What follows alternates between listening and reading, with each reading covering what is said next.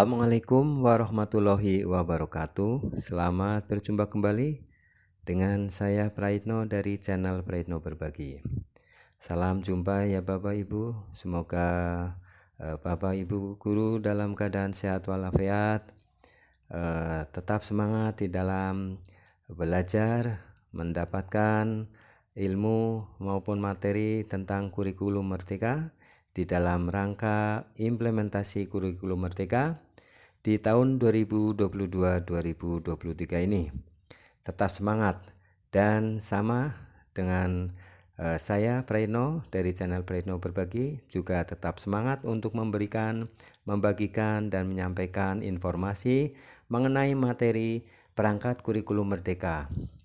Baik Bapak Ibu Guru, saya hadir di video kali ini adalah tentang upaya melengkapi perangkat ajar kurikulum Merdeka yang sudah saya sampaikan sebelumnya.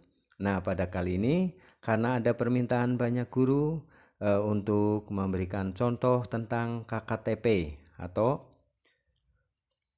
kriteria ketercapaian tujuan pembelajaran ya. Ini materi ini bisa diakses ataupun dipelajari bersama oleh para guru baik dari PAUD, SD, SMP, SMA, SMK. Silakan simak bersama Bapak Ibu Guru. Inilah KKTP, kriteria ketercapaian tujuan pembelajaran. Yang akan dibahas adalah mengenai pengertian, fungsi, dan contohnya. Nah, di sini saya menyampaikan contohnya ya, contoh yang bentuk Word sehingga bisa diedit oleh Bapak Ibu Guru bila Bapak Ibu Guru ingin filenya ya. Baik. Tetapi tolong simak baik-baik, simak sampai selesai sehingga pada akhirnya mendapatkan pengertian, penjelasan yang maksimal dari video ini. Baik. Inilah KKTP, pengertian fungsi contohnya dari kurikulum Merdeka. Nah, kita akan tahu ya pengertian KKTP, Bapak Ibu. Istilah KKTP ini sebenarnya pergantian dari KKM ya, kriteria ketuntasan minimal. Nah, di sini di kurikulum Merdeka ada istilah KKTP atau kriteria ketercapaian tujuan pembelajaran. Yang ini merupakan salah satu administrasi perangkat ajar yang cukup penting dalam pelaksanaan implementasi kurikulum Merdeka. Jadi Bapak Ibu Guru, inilah KKTP ya, penting sekali di dalam pelaksanaan IKM ya, implementasi kurikulum Merdeka. Fungsinya apa KKTP? KKTP dalam kurikulum Merdeka adalah untuk merefleksikan proses pembelajaran yang telah dilaksanakan pendidik kepada peserta didik. Selain itu, KKTP juga berfungsi sebagai pendiagonisan ya, pendiagonisan tingkat penguasaan kompetensi peserta didik dalam pemahaman materi awal ya, untuk diagnostik ya, diagnosa ya ibaratnya untuk dalam pemahaman materi awal ya.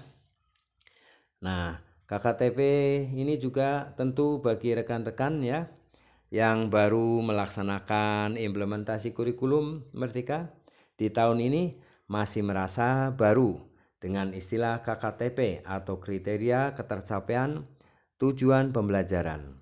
Secara singkat, KKTP ini memiliki fungsi yang hampir sama dengan KKM, kriteria ketuntasan mengajar atau ya, pada kurikulum 2013 yang lalu.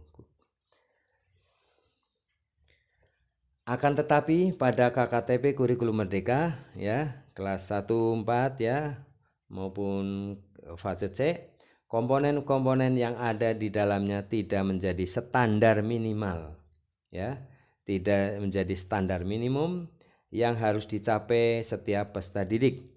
Hal ini dikarenakan untuk setiap peserta didik memiliki kriteria pencapaian yang berbeda-beda.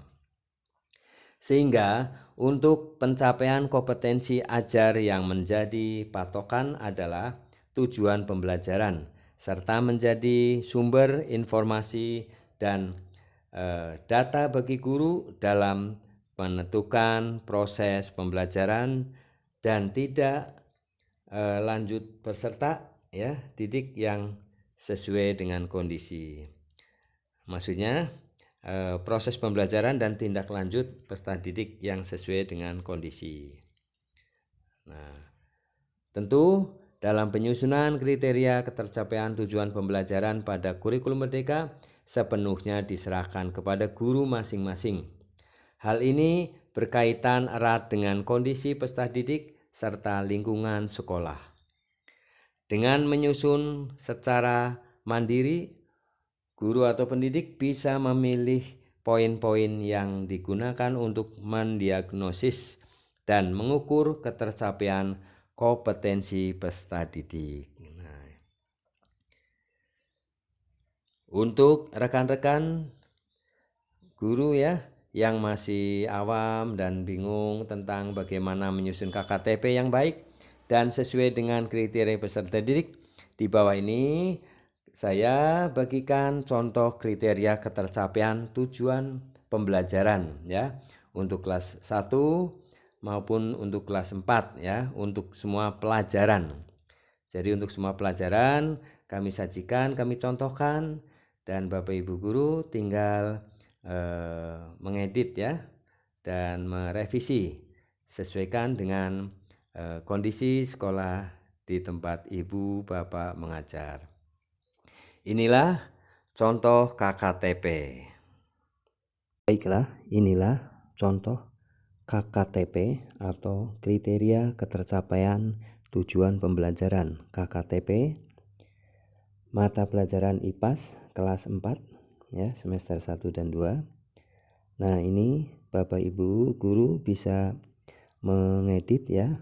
Ini diganti nama sekolahnya, kemudian kelasnya, tahun pelajarannya ya. Silakan. Baik, kita cek ya seperti apa KKTP IPAS ya, mata pelajaran IPAS. Di sini kolomnya atau formatnya ya, ada nomor, ada mapel ya, mata pelajaran, ada deskripsi CP atau capaian pembelajaran, kemudian kelas.